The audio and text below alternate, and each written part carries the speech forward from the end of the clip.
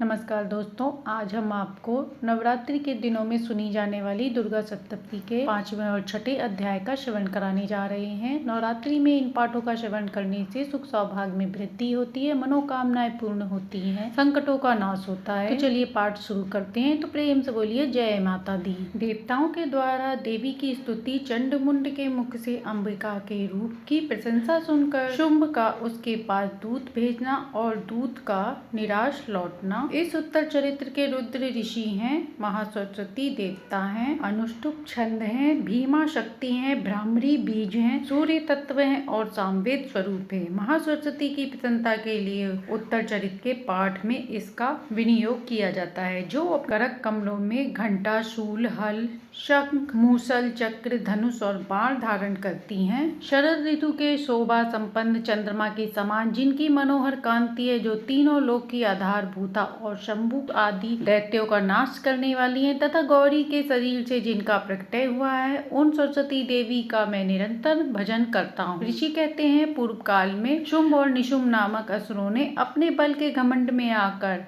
शचीपति इंद्र के हाथ में तीनों लोकों का राज्य और यज्ञ भाग छीन लिया। वे ही दोनों सूर्य, चंद्रमा, कुबेर, यम और वरुण के कार का भी उपयोग करने लगे। वायु और अग्नि का कार्य भी वे ही करने लगे। उन दोनों ने सब देवताओं को अपमानित, राज्य भ्रष्ट, पराजित तथा अधिकारहीन करके स्वर्ग से निकाल दिया। उन दोनों महान असुरों से तिरस्कृत देवताओं ने अपराजिता देवी का स्मरण किया और सोचा, जगदम्बा ने हम लोगों को वर दिया था कि आपत्ति काल में स्मरण करने पर तुम्हारी सब आपत्तियों का तत्काल नाश कर दूंगी। यह विचार कर देवता गिरिराज हिमालय पर गए और वहां भगवती विष्णु माया की स्तुति करने लगे। देवता बोले, देवी को नमस्कार है, महादेवी शिवा को सर्वदा नमस्कार है, प्रकृति एवं भद्रा को प्रणाम है। हम लोग नियम पूर्वक जगदम्बा को नमस्कार करते हैं। रौद्रों को नमस्कार है, नित्या, गौरी एवं धात्री को बार बार नमस्कार है। ज्योतिर्मयी, चंद्र रूपिणी एवं सुख स्वरूप देवी को सत सत प्रणाम है। शरणागतों का कल्याण करने वाली वृद्धि एवं सिद्धि रूपा देवी को हम बार बार नमस्कार करते हैं। नेत्रवती, राक्षसों की लक्ष्मी,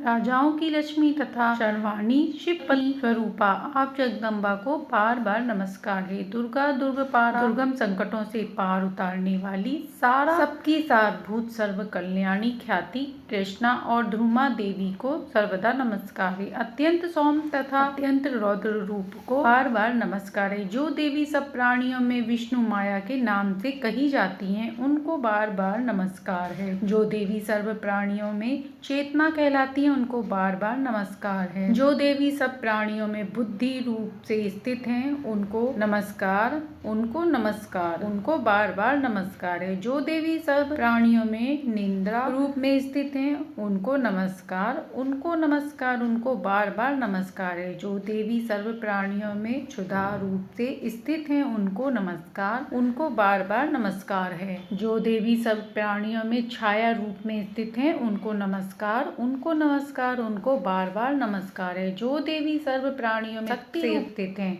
उनको नमस्कार, उनको नमस्कार, उनको बार बार नमस्कार है। जो देवी सब प्राणियों में तृष्णा रूप में स्थित है, उनको नमस्कार, उनको नमस्कार, उनको बार बार नमस्कार है। जो देवी सब प्राणियों में शांति, क्षमा रूप में स्थित है, उनको नमस्कार, उनको नमस्कार, उनको बार बार नमस्कार है। जो देवी सब प्राणियों में जाति रूप में स्थित हैं, उनको नमस्कार, उनको नमस्कार, उनको बार बार नमस्कार है। जो देवी सब प्राणियों में लज्जा रूप में स्थित हैं, उनको नमस्कार, उनको नमस्कार, उनको बार बार नमस्कार है। जो देवी सब प्राणियों में शांति रूप में स्थित हैं, उनको नमस्कार, उनको नमस्कार, उनको बार बार नमस्कार। जो देवी सब प्राणियों में श्रद्धा रूप में स्थित है, उनको नमस्कार, उनको नमस्कार, उनको बार बार नमस्कार है। जो देवी सब प्राणियों में कांति रूप में स्थित है, उनको नमस्कार, उनको नमस्कार, उनको बार बार नमस्कार है। जो देवी सब प्राणियों में लक्ष्मी रूप में स्थित है, उनको नमस्कार, उनको नमस्कार, उनको बार बार नमस्कार है। जो देवी प्राणियों में वृत्ति रूप में स्थित है, उनको नमस्कार, उनको नमस्कार, बार बार नमस्कार है। जो देवी सब सब प्राणियों में स्मृति रूप में स्थित हैं, उनको नमस्कार, उनको नमस्कार, उनको बार बार नमस्कार है। जो देवी सब प्राणियों में दया रूप में स्थित हैं, उनको नमस्कार, उनको नमस्कार, उनको बार बार नमस्कार है। जो देवी सब प्राणियों में तुष्टि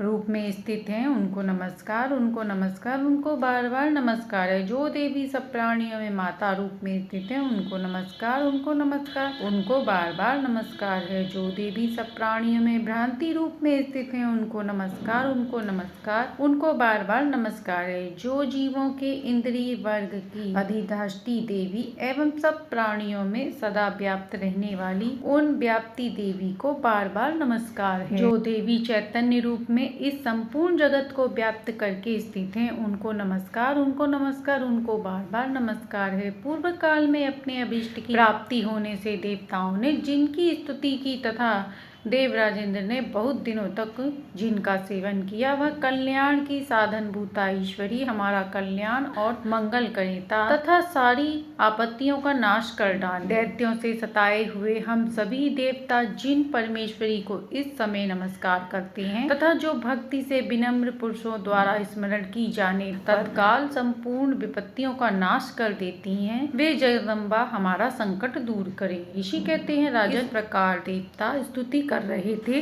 उस समय पार्वती देवी गंगा जी के जल में स्नान करने के लिए वहां आई। उन सुंदर भावों वाली भगवती ने देवताओं से पूछा, आप लोग यहाँ किसकी स्तुति कर रहे हैं? तब उन्हीं के शरीर कौश से प्रकट हुई शिवा देवी बोली, शुंभ दैत्य से तिरस्कृत और युद्ध से निशुंभ से पराजित हो यहाँ एकत्रित हुए ये समस्त देवता मेरी ही स्तुति कर रहे हैं। पार्वती जी के शरीर कोश से अंबिका का प्रादुर्भाव हुआ था, इसलिए वे समस्त लोकों में कौशिकी कही जाती हैं। कौशिकी के प्रकट होने के बाद पार्वती देवी का शरीर काले रंग का हो गया, अतः वे हिमालय पर रहने वाली कालिका देवी के नाम से विख्यात हुई। तदंतर शुंभ निशुंभ के भृत्य चंड मुंड वहां आए और उन्होंने परम मनोहर रूप धारण करने वाली अंबिका देवी को देखा। फिर वे शुंभ के पास जाकर बोले, महाराज, एक अत्यंत मनोहर स्त्री है जो अपनी दिव्य कांति से हिमालय को प्रकाशित कर रही है। वैसा उत्तम रूप कहीं किसी ने नहीं देखा। सुरेश्वर, पता लगाइए वह देवी कौन है और उसे ले लीजिए। स्त्रियों में तो वह रत्न है, उसका प्रत्येक अंग बहुत ही सुंदर है तथा वह अपने श्री अंगों की प्रभा से संपूर्ण दिशाओं में प्रकाश फैला रही है। दैत्यराज, अभी वह हिमालय पर ही मौजूद है, आप उसे देखते हैं। प्रभु, तीनों लोकों में मणि, हाथी और घोड़े आदि जितने भी रत्न हैं, वे सब इस समय आपके घर में शोभा पाते हैं। हाथियों में रत्नभूत ऐरावत और पारिजात का वृक्ष और यह श्रवा घोड़ा, यह सब आपने इंद्र से ले लिया। हंसों से जुता हुआ यह विमान भी आपके आंगन की शोभा पाता है। यह रत्नभूत अद्भुत विमान जो पहले ब्रह्मा जी के पास था, अब आपके यहाँ लाया गया है। यह महापद नामक निधि आप कुबेर से छीन लाए हैं। समुद्र ने भी आपको किंजकिनी नाम की माला भेंट की है, जो केसरों से सुशोभित है और जिसके कमल कभी कुम्हलाते नहीं। सुवर्ण की वर्षा करने वाला वरुण का छत्र भी आपके घर में शोभा पाता है तथा यह श्रेष्ठ रत्न जो पहले प्रजापति के अधिकार में था, वह आपके पास मौजूद है। दैत्येश्वर, मृत्यु की उत्कांतिदा नाम वाली शक्ति भी आपने छीन ली है तथा वरुण का पाश और समुद्र में होने वाले सब प्रकार के रत्न आपके भाई निशुंभ के अधिकार में है। अग्नि ने भी स्वतः शुद्ध किए हुए 2 वस्त्र आपकी सेवा में अर्पित किए हैं। दैत्यराज, इस प्रकार सभी रत्न आपके पास एकत्रित हैं, फिर भी यह स्त्रियों में रत्न रूप कल्याणमयी देवी है, इसे आप क्यों नहीं अपने अधिकार में ले लेते? ऋषिवर कहते हैं, चंडमुंड का यह वचन सुनकर शुंभ ने महादैत्य सुग्रीव को दूत बनाकर देवी के पास भेजा और कहा, तुम मेरी आज्ञा से उसके सामने ये बात कहना और ऐसा उपाय करना जिससे प्रसन्न होकर वह शीघ्र ही यहाँ आ जाए। वह दूत पर्वत के अत्यंत रमणीय प्रदेश में जहाँ देवी मौजूद थी गया और मधुर वाणी में कोमल वचन में बोला। दूत बोला, देवी, दैत्यराज शुंभ इस समय तीनों लोकों के परमेश्वर हैं। मैं उन्हीं का भेजा हुआ दूत हूँ और यहाँ तुम्हारे पास आया हूँ। उनकी आज्ञा सदा सब देवता एवं स्वर भी मानते हैं, कोई उनका उल्लंघन नहीं कर सकता। वे संपूर्ण देवताओं को परास्त कर चुके हैं। उन्होंने तुम्हारे लिए जो संदेश दिया है उसे सुनो। संपूर्ण त्रिलोक मेरे अधिकार में, देवता भी मेरी आज्ञा के अधीन चलते हैं। संपूर्ण यज्ञों के भागों को मैं ही पृथक पृथक भुगता हूँ। तीनों लोकों में जितने श्रेष्ठ रत्न है वे सब मेरे अधिकार में है। देवराज इंद्र का वाहन ऐरावत, जो हाथियों में रत्न के समान है, मैंने छीन लिया है। क्षीर सागर का मंथन करते समय जो अश्व रत्न उच्चैःशवा प्रकट हुआ था, उसे देवताओं ने मेरे पैर पकड़कर समर्पित किया है। सुंदरी, उनके सिवा और भी जितने रत्न भूत पदार्थ देवता, गंधर्व और नागों के पास थे, वे सब मेरे ही पास आ गए हैं। देवी, हम लोग तुम्हें संसार की स्त्रियों में रत्न मानते हैं, अतः तुम हमारे पास आ जाओ, क्योंकि रत्नों का उपभोग करने वाले हम ही हैं। चंचल कटाक्षों वाली सुंदरी, तुम मेरी या मेरे भाई महापराक्रमी निशुंभ की सेवा में आ जाओ, क्योंकि तुम रत्न स्वरूपा हो। मेरा वरण करने से तुम्हें तुलना रहित महान ऐश्वर्य की प्राप्ति होगी। अपनी बुद्धि से यह विचार कर तुम मेरी पत्नी। ऋषि बोले, दूत के यों कहने पर कल्याणमयी भगवती देवी, जो इस जगत को धारण करती है, मन ही मन गंभीर भाव से मुस्कुराई और इस प्रकार बोली। देवी ने कहा, दूत, तुमने सत्य कहा कि तनिक भी मिथ्या नहीं है। शुंभ तीनों लोकों का स्वामी है और निशुंभ भी उसके समान पराक्रमी है, किंतु इस विषय में मैंने जो प्रतिज्ञा कर ली है उसे मिथ्या कैसे करूं? मैंने अपनी अल्प बुद्धि के कारण पहले से ही प्रतिज्ञा कर रखी है, उसे सुनो। जो मुझे संग्राम में जीत लेगा, जो मेरे अभिमान को चूर्ण कर देगा तथा संसार में जो मेरे सम्मान बलवान होगा, वही मेरा स्वामी होगा। इसलिए शुंभ अथवा महादैत्य निशुंभ स्वयं ही यहाँ पधारे और मुझे जीतकर शीघ्र ही मेरा पाणी ग्रहण कर ले। इसमें विलंब की क्या आवश्यकता? दूत बोला, देवी, तुम घमंड में भरी हो, मेरे सामने ऐसी बात न करो।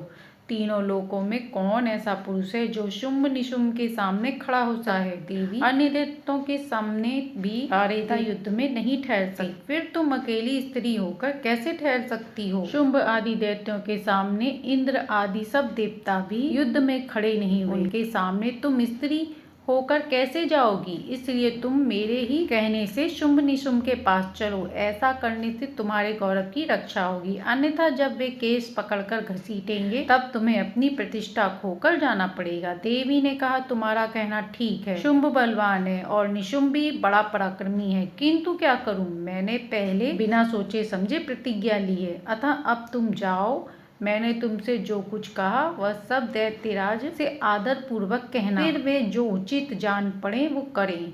मार्कंडेय पुराण में सार्वरिक मनवंतर की कथा के अंतर्गत देवी महात्म्यम में देवी दूत संवाद नामक 5वां अध्याय समाप्त हुआ। अब सुनते हैं 6वां अध्याय। मैं सर्वज्ञेश्वर भैरव के अंक में निवास करने वाली परमोत्कृष्ट पद्मावती देवी का चिंतन करता हूँ। वे नागराज के आसन पर बैठी हैं। नागों के फणों से सुशोभित होने वाली मणियों की विशाल माला से उनकी देहलता उद्भासित हो रही है। सूर्य के समान उनका तेज है, 3 नेत्र उनकी शोभा बढ़ा रहे हैं। वे हाथों में माला, कुंभ, कपाल और कमल लिए हुए हैं तथा उनके मस्तक में अर्धचंद्र का मुकुट सुशोभित है। ऋषि कहते हैं, देवी का यह कथन सुनकर दूत को बड़ा अमर्ष हुआ और उसने दैत्यराज के पास जाकर सब समाचार विस्तार पूर्वक कह सुनाया। दूत के उस वचन को सुनकर दैत्यराज कुपित हो उठा और दैत्य सेनापति धूम्रलोचन से बोला, धूम्रलोचन, तुम शीघ्र ही अपनी सेना लेकर जाओ और उस दुष्टा के केस पकड़कर घसीटते हुए उसे बलपूर्वक यहाँ लाओ। उसकी रक्षा के लिए यदि कोई दूसरा खड़ा हो तो वह देवता, यक्ष अथवा गंधर्व ही क्यों ना हो, उसे मार डालना। ऋषि कहते हैं, शुंभ के इस प्रकार आज्ञा देने पर धूम्रलोचन दैत्य 60,000 असुरों की सेना को लेकर वहाँ तुरंत चला गया। वहाँ पहुंचकर उसने हिमालय पर रहने वाली देवी को देखा और ललकार कर कहने लगा, अरे तू शुंभ निशुंभ के पास चल। यदि इस समय प्रसन्नता पूर्वक मेरे स्वामी के समीप नहीं जाएगी तो मैं बलपूर्वक केशों की चोटी पकड़कर घसीटते हुए तुझे ले जाऊंगा। देवी बोली, तुम्हें दैत्यों के राजा ने भेजा है, तुम स्वयं भी बलवान हो और तुम्हारे साथ विशाल सेना भी है। ऐसी दशा में यदि मुझे बलपूर्वक ले चलोगे तो मैं तुम्हारा क्या कर सकती हूँ? ऋषि कहते हैं, देवी के यूं कहने पर असुर धूम्रलोचन उनकी ओर दौड़ा। तब अंबिके ने हूं शब्द से उच्चारण मात्र से उसे भस्म कर दिया। फिर तो क्रोध से भरी हुई दैत्यों की विशाल सेना और अंबिके ने एक दूसरे पर तीव्र सायकों, शक्तियों तथा फारसों की वर्षा वर्षा आरंभ कर दी। इतने में ही देवी का वाहन सिंह क्रोध से भरकर भयंकर गर्जना करके गर्दन के बालों को हिलाता हुआ असुरों की सेना में कूद पड़ा। उसने कुछ दैत्यों को पंजों की मार से, कितनों को अपने जबड़ों से और कितनों को ही पटक कर ओट की दाढ़ों से घायल करके मार डाला। उस सिंह ने अपने नखों से कितनों के पेट फाड़ डाले और थप्पड़ मारकर कितनों के सिर धड़ से अलग कर दिए। कितनों की भुजाएं और मस्तक काट डाले और अपनी गर्दन के बाल हिलाते हुए उसने दूसरे दैत्यों के पेट फाड़कर उनका रक्त चूस लिया। अत्यंत क्रोध से भरे हुए देवी के वाहन उस महाबली सिंह ने क्षण भर में ही असुरों की सारी सेना का संहार कर डाला। शुंभ ने जब सुना कि देवी ने धूम्रलोचन असुर को मार डाला तथा उसके सिंह ने सारी सेना का सफाया कर डाला, तब उस दैत्य को बड़ा क्रोध हुआ। उसका ओठ कांपने लगा। उसने चंड और मुंड नामक दो दैत्यों को आज्ञा दी, हे चंड और हे मुंड, तुम लोग बड़ी सेना लेकर जाओ, उस देवी के केस पकड़कर अथवा उसे बांधकर शीघ्र यहाँ लाओ। यदि इस प्रकार को लाने में संदेह हो तो युद्ध में सब प्रकार के अस्त्र शस्त्र तथा समस्त आसुरी सेना का प्रयोग करके उसकी हत्या कर डालना। उस दुष्टा की हत्या होने तथा सिंह के मारे जाने पर उस अंबिका को बांधकर साथ ही ले शीघ्र लौटकर आना। श्री मार्कंडेय पुराण में सार्वजनिक मनवंतर की कथा के अंतर्गत देवी महात्म्य में धूम्रलोचन वध नामक छठा अध्याय संपूर्ण हुआ। तो ये थी नवरात्रि में सुनी जाने वाली संपूर्ण दुर्गा सप्तशती की 5वीं और छठी अध्याय, जिसे सुनने से दुर्गा माता की विशेष कृपा बरसती है। पाठ अच्छा लगा हो तो लाइक एंड सब्सक्राइब करें।